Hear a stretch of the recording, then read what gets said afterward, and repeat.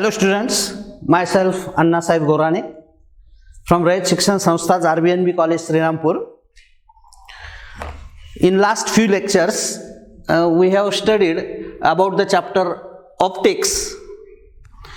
We know different phenomenon related with the optics: reflection, refraction, total internal reflection, optical fiber, optical instruments such as microscope, telescope. You know simple microscope. It is a convex lens having small size and small focal length, and if object is placed within its focus or focal length, its virtual, erect and magnified image is formed on the same side of object. And you also know the definition of magnifying power of simple microscope. You also studied about the compound microscope. It consists of two convex lenses, one having small focal length and small size called as objective, other having large focal length and large size called as eyepiece. And you also know how image is formed in the compound microscope and simple microscope, and you know the magnifying power of compound microscope. Now here one question is there: what are the limitations in increasing the magnifying power of simple microscope and compound microscope? We know the magnifying power. There are some limitations to increase the magnifying power of these optical instruments. Now for simple microscope, we know its magnifying power of the simple microscope is inversely proportional to its focal length, that is f. To increase the magnifying power, we should decrease this f. To increase magnifying power,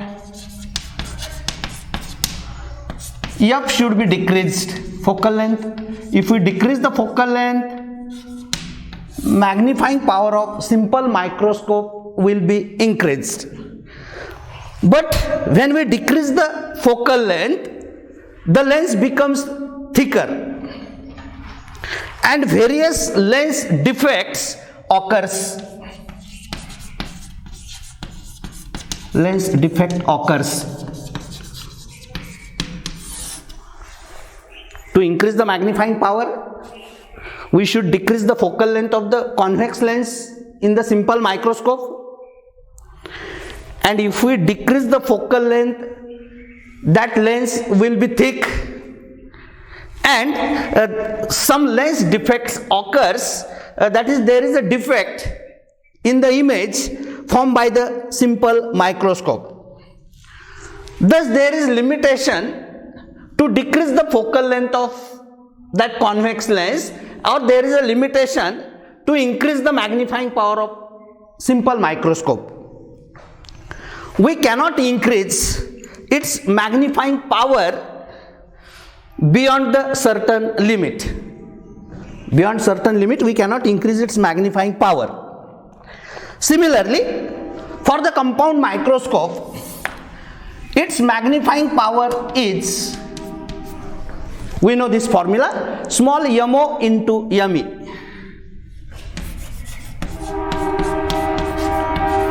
This mo is magnification produced by the objective. Me is the magnifying power of the eyepiece. So mo is magnification produced by objective.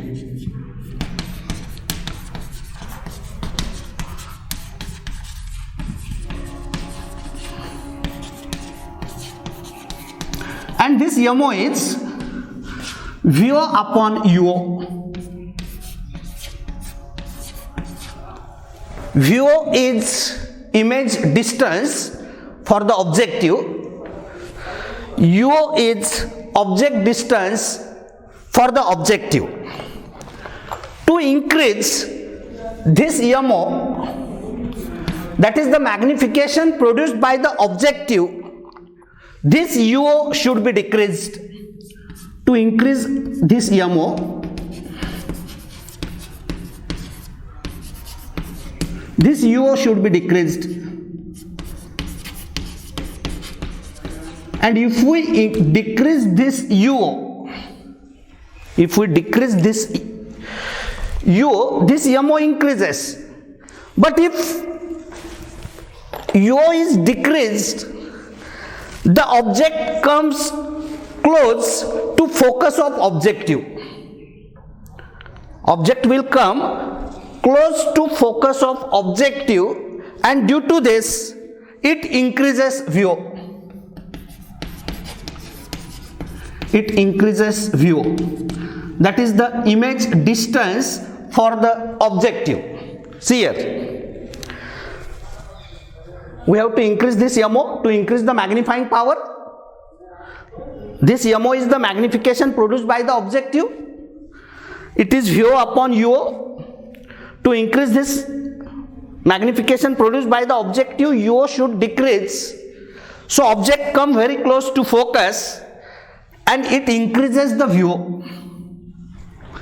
And we know length of the compound microscope is VO plus UE. If VO increases, this length of compound microscope will also increase. Length of compound microscope will also increase. So this MO can be increased only within limitation of length of microscope. There is limit. We can increase this magnifying power because as this VO increases, length of the microscope will increase. Hence MO can be increased only within limitation of length of the microscope. So these are the limitations to increase the magnifying power of a simple microscope and compound microscope. So this is all about the theory part of this chapter. Now we see some numericals based on this optics. Numericals are also very simple. We see some numericals related with the optics.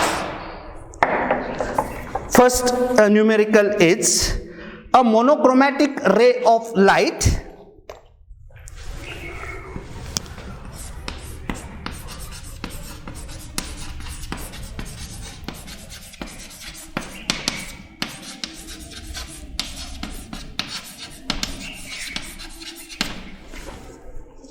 is incident at 37 degree.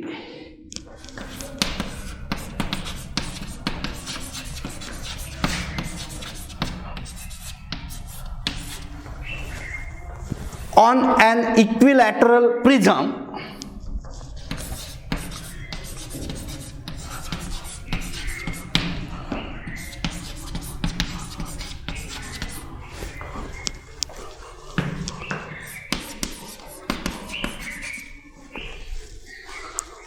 of refractive index 3/2.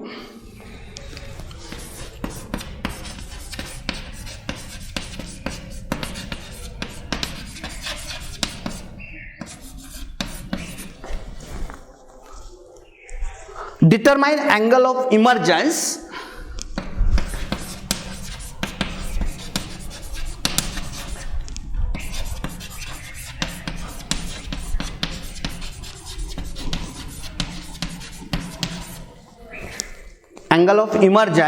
and angle of deviation.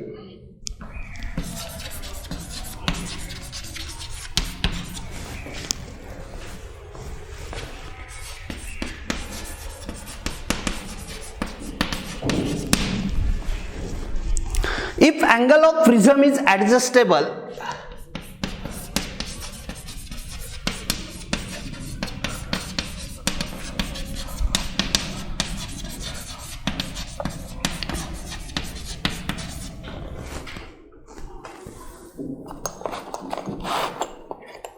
what should its value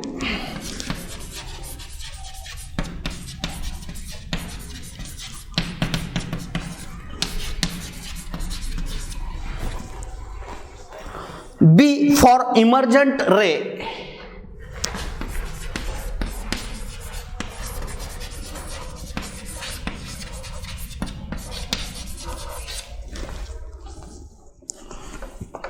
To be just possible for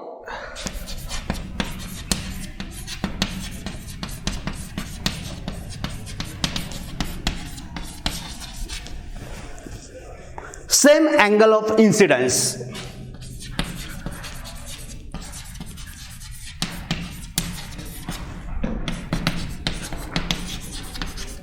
Firstly, read the problem carefully and we write firstly the given data. Monochromatic ray of light is incident at 37 degree. See, suppose this is a prism.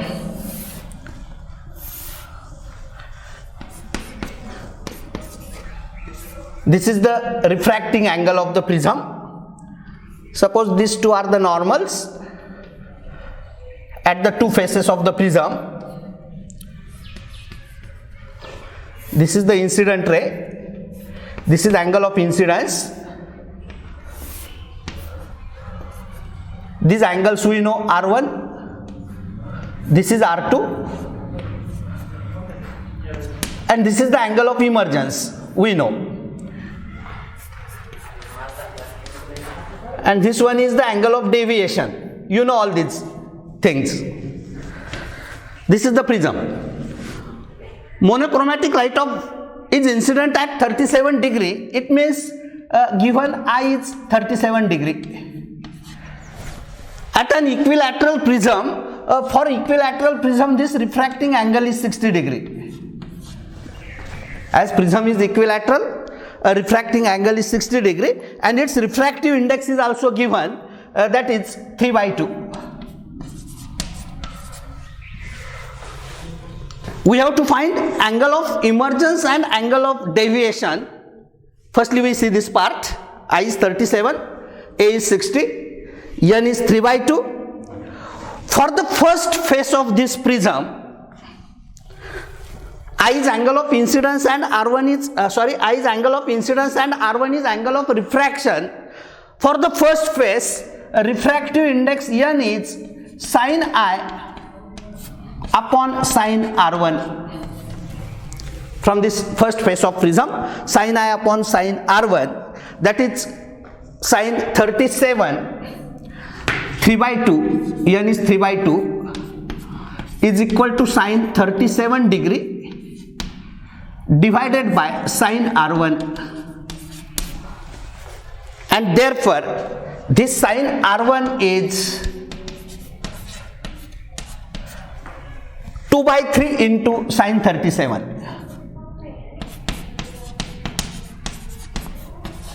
Sin R1 is 2/3 into sin 37, or this is 2/3 into sin 37 is 0.6018.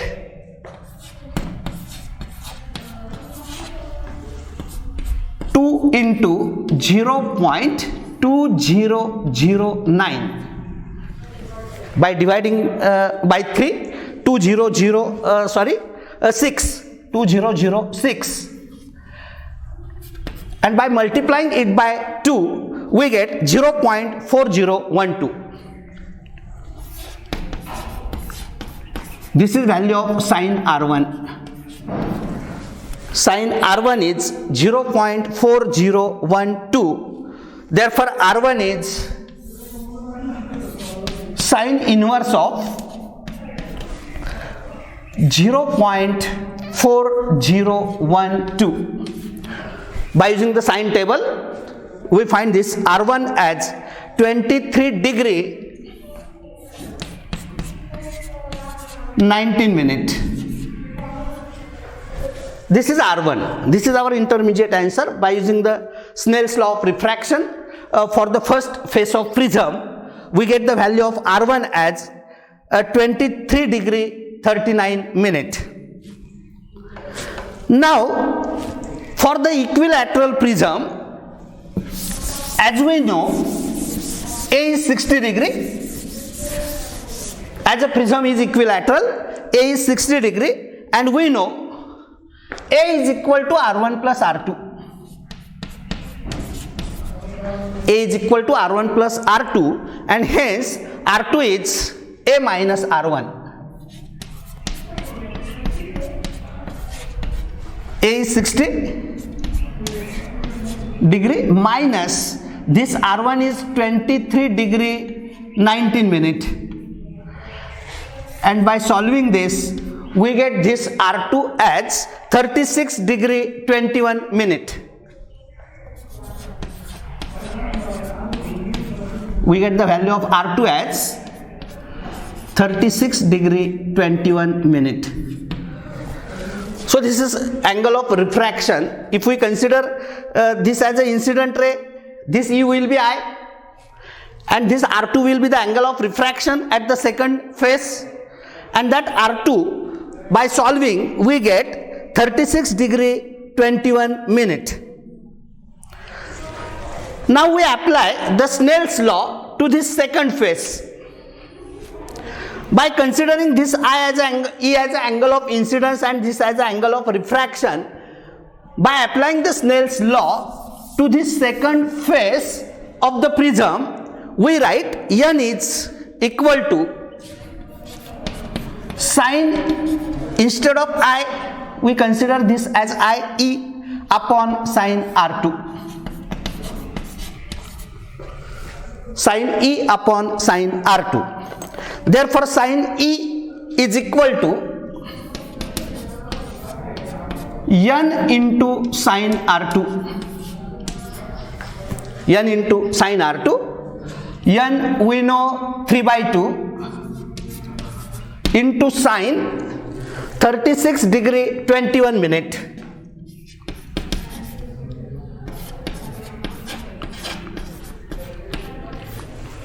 Three by 2 into sine 36 21 minute, that is sine E is equal to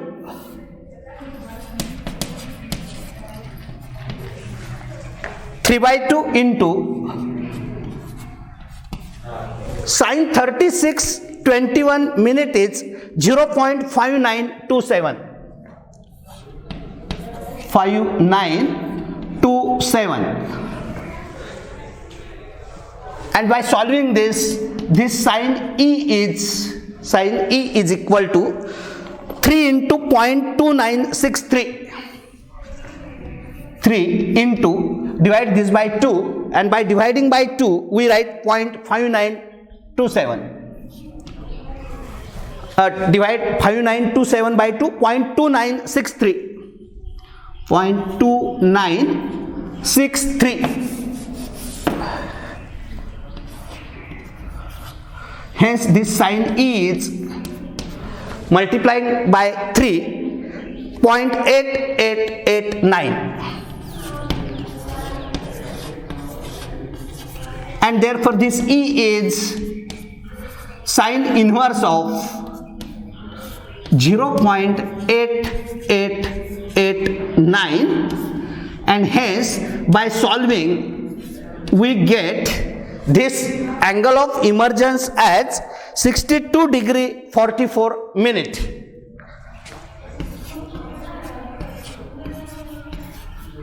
That is nearly equal to 63 degree. We get the angle of emergence as 63 degree. Now see here, we get E as 62 degree 44 minute, that is 63 degree. For any prism, we know I plus E is equal to A plus delta, and therefore this delta is I plus E minus A. Delta is I plus E minus A. Our I is 37 plus 63 minus A, that is 60. 37 plus 63, that is 100 minus 60. 100 minus 60, and hence we get this delta as 40 degree. So we get first two answers. Angle of emergence we get that is 63 degree. Angle of deviation we get that is 40 degree. Now see the next part. We get E as a 63, delta as 40 degree. 40 degree. Now see what should its value if the angle of prism is adjustable. It means this angle A is adjustable. What should be its value? We have to find the next value of this A. B for emergent ray to be just possible for some angle of incidence. For emergent ray to just emerge means it passes close to this surface, this emergent ray. It just emerges.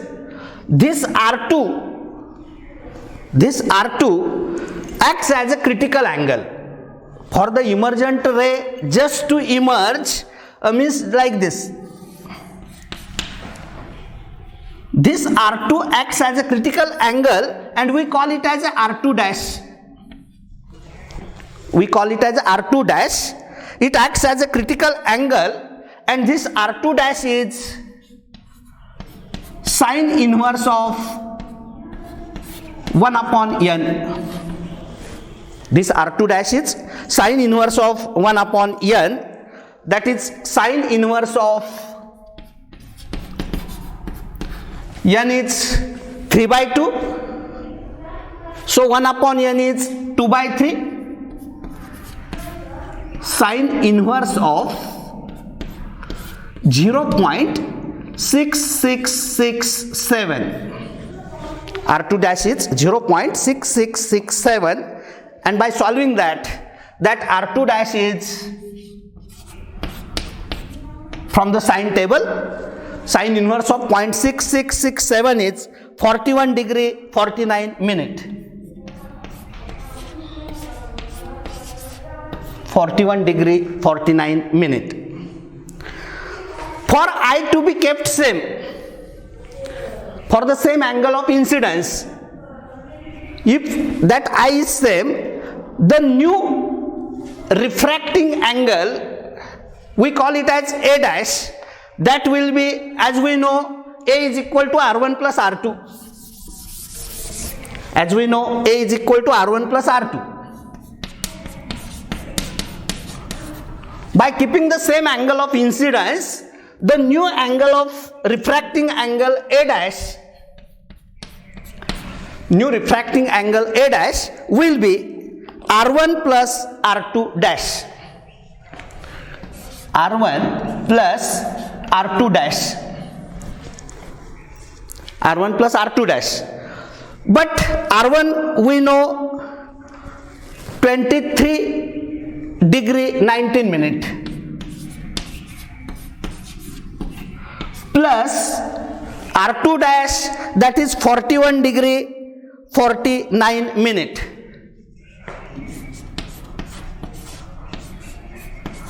By adding these two, we get the new refracting angle as 65 degree 28 minute.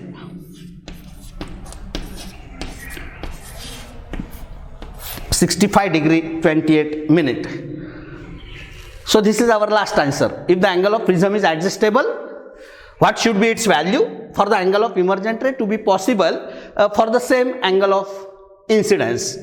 So this A dash is 65 degree and 28 minute. We see another next very simple numerical, one more, and then we stop. Numericals on this chapter are very simple. Refractive indices of material of prism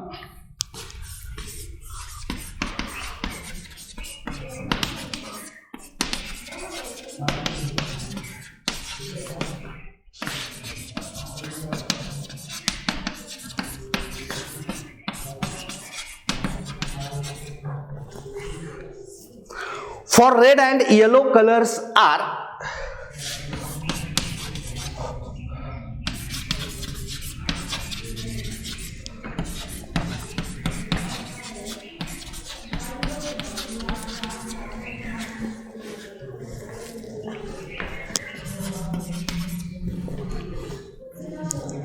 1.620 and 1.635 respectively.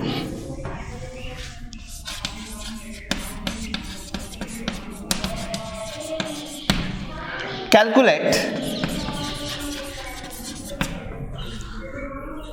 the angular dispersion and dispersive power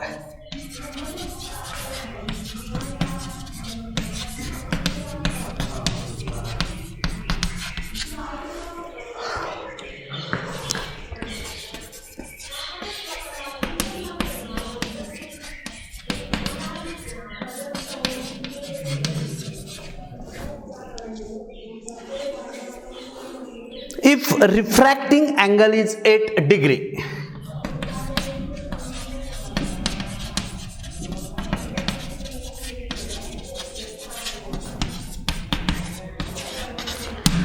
First write the given data. Refractive indices of material of prism for red and yellow colors are given. Means this is NR 1.620, NY 1.635, and refracting angle is 8 degree, that is A. We have to find angular dispersion.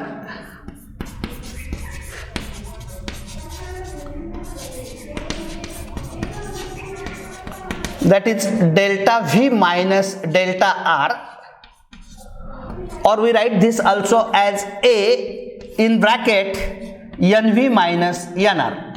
This is the formula for angular dispersion, and dispersive power is denoted by omega.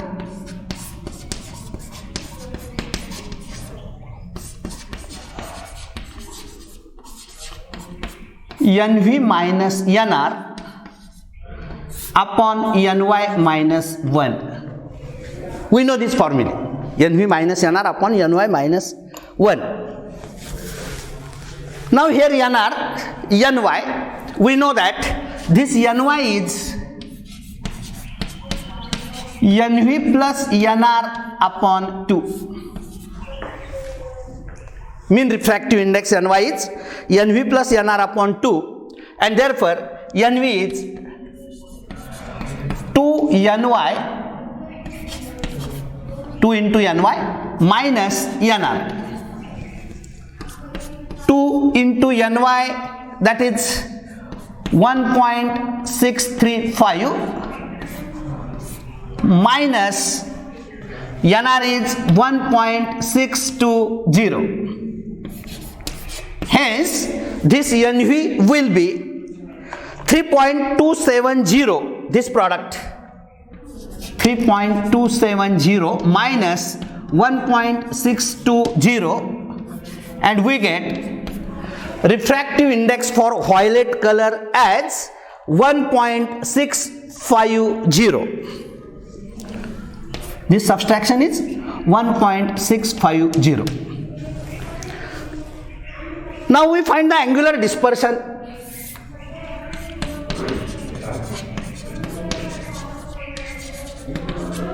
Angular dispersion, that is A, NV minus NR. A is 8, NV is 1.650 minus NR is 1.620. 8 into 0.03, 8 into 0.03, and that is 0.24 degree. This is our first answer, that is angular dispersion. 0.24 degree. Now we find the dispersive power. Dispersive power omega is NV minus NR upon NY minus 1.